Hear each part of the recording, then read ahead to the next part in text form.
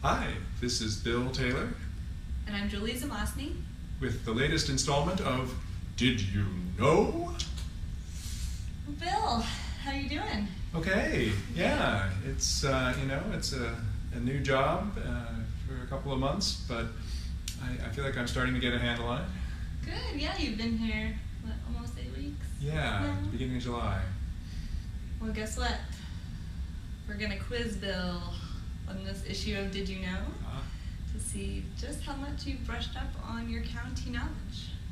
All right. And keeping in terms with Washington County's move into a new building, this edition's Did You Know is going to focus on the history of the libraries across our 3 counties. So, Bill, did you know that according to Western Maryland's Historical Library, Wilbur, that the Allegany County Library had its first library in 1838? I did. And also, did you know that it was a subscription-based library called the Mechanics Circulating Library? That was pretty common in that era. It was very small. I had never heard of subscription-based libraries until I started researching for this issue. And the Mechanics Circulating Library, it only had about 300 items, mostly novels and biographies and histories. And then it wasn't until almost 100 years later, in 1924, that the county got its first free library, which was built on Green Street in Cumberland. And since then, in between 1924 and 1955, the county just started popping up libraries one right after the other. They built 4 libraries in that time. So they built Westernport and LaVale, South Cumberland, and Frostburg, all within that time span. And did you know that the Allegany County Library System, as we know it today, was created in 1960? And then 41 years after that, the Georges Creek Library opened in 2001, which is their newest branch. And then in 2010, the Allegany County Library System celebrated their 50th anniversary. Cool. I did not know much of that, as a matter of fact. You know, in the last 5 years, I've been working for Washington County, so I am more familiar with Washington County's history. Did you know that Washington County had a subscription library also? I didn't. In 1801, so they beat Allegheny by a few years. But yeah, a similar kind of thing, you know, an annual fee. The amount in Washington County was $7 a year, which doesn't sound like much, except that was, I think, almost a full month's wages for an agricultural worker, for example. So it was clearly not a library for everybody. And in fact, it was about another 100 years, just like in Allegheny County, until the Washington County Free Library was founded in 1901. And the first director of the library, as you probably did know, was Mary Tidcombe, who Washington County is very proud of, with good reason, partly because, as you know, she came up with the idea for a bookmobile and sent that horse-drawn wagon all around the county with books. But I bet you didn't know, she was a pioneer in library education. I didn't know that. It sounds like she almost was sort of the LATI of the early 20th century. And LATI is? Oh, Library Associate Training Institute, is that right? Yes. The curriculum that library associates do in Maryland as training for the profession.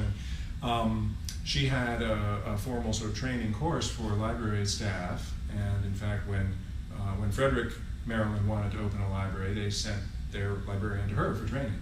Wow.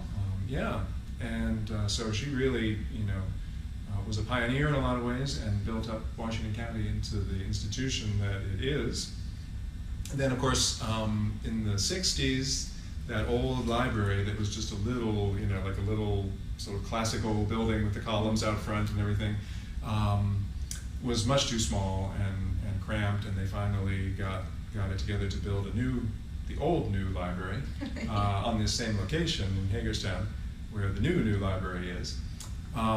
And the 1964 library was, high tech for its era. It boasted study carrels with typewriters. Ooh. And it had an elevator. The staff didn't have to schlep the books up and down stairs anymore. It had a garage for the bookmobile, so they didn't have to carry bookmobile books across the street to where the bookmobile parked at the old building. So it was a big improvement, but then, of course, it was outgrown as well. And the really cool new library will be opening in a few weeks. A few weeks, yeah, and we hope you can come down for our grand opening on October 5th. October 5th. You're all invited. Definitely. So yeah, so. But I don't know much at all about Garrett County, for example. Yeah, Garrett County, as the liaison to Garrett County, I spend a lot of time out there, and I love it out there, so it's definitely one of my favorite downtime spots. The really interesting thing about the Ruth Enlow Library of Garrett County is the story behind the name. Yeah, who is Ruth Enlow? Oh, what a wonderful story. Ruth Enlow was born and raised in Oakland, the county seat of Garrett County, and she spent some of her early years growing up there, and then she spent the majority of the rest of her formative years in San Francisco, California with her mom and dad. She eventually went to college out there and started to work as a librarian, and she worked her way all the way up to head librarian of the Richmond branch of the San Francisco Public Library. Just kind of lived and breathed libraries. And the unfortunate thing was that she died at a very young age of 39, which very, very young. And this was around the 1940s. And her dad, they were very close, it was a very tight-knit family, he wanted to create a library in memory of her in their hometown of Oakland. So he wrote a letter to the county government and said, I want to give you money to create a building to house your county's library, and I want it to be named after my daughter. So he donated about $35,000 to the county to erect the Ruth Enlow Library of Garrett County on 6 North 2nd Street in Oakland, where it is today. And it was christened on December 11th, 1950. And the really cool thing is that Addie Glotfelty, the former history and local genealogy, I got that backwards, the local history and genealogy librarian of Ruth Enlow Library, a couple of years back created a wonderful video that's on YouTube. That's about, 11 minutes long. It tells this whole beautiful story that is actually based on Mr. E.E. Enlow's diary. So feel free to check it out. Yeah, I'll have to look for that. Did you have the URL for that? Or I did. If I Google Ruth Enlow Library video or something, it'll pop up. Right? Yeah. Cool. Yeah. Well, now that I work for WIMRL, I've started to learn a little bit about its history, and I'm sure you know more than I do, so it won't be a do you know for you, but maybe for you. Did you know that WIMRL was founded in 1967 by the state of Maryland to provide support for the 3 western counties? And its first director was another one of these pioneers, like Ruth Enlow and Mary Titcomb, Mary Mallory, who has since retired, of course, but is still around. And she built up the regional library into the kind of institution that it is, focusing on the collection and providing, in particular, providing materials that the local libraries might not be able to do for themselves. For example, audio-visual. Back in the old days, that was 16mm films, which are heavy things. I remember from being a kid, and helping run the projector in class. That must have been quite a thing to get those around the 3 counties. But in any case, nowadays, of course, DVDs and books on CD, all that kind of thing.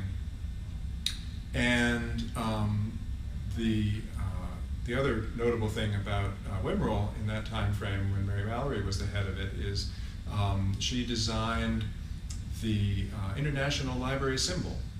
That sort of L that looks like a person reading a book was actually designed right here at WIMRL, and has since spread around the world because it's such an effective graphic to indicate, here's a library, come on in.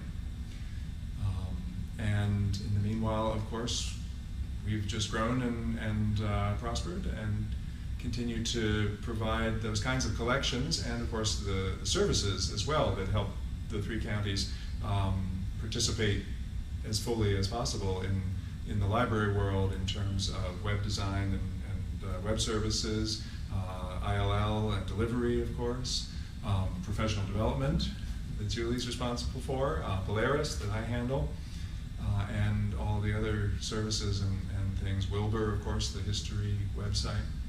Lots of processing. Lots of processing, that's for sure, yeah. So, anyway, that's a little bit about Wimroll.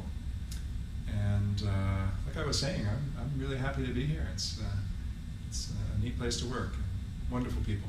And we're happy to have you. We're so glad we could partially steal you from Washington County, if only 50%. And now you know, and you know, so much more about the history of our 4 library system. So Great. thank you so much for watching. And see you on October 5th.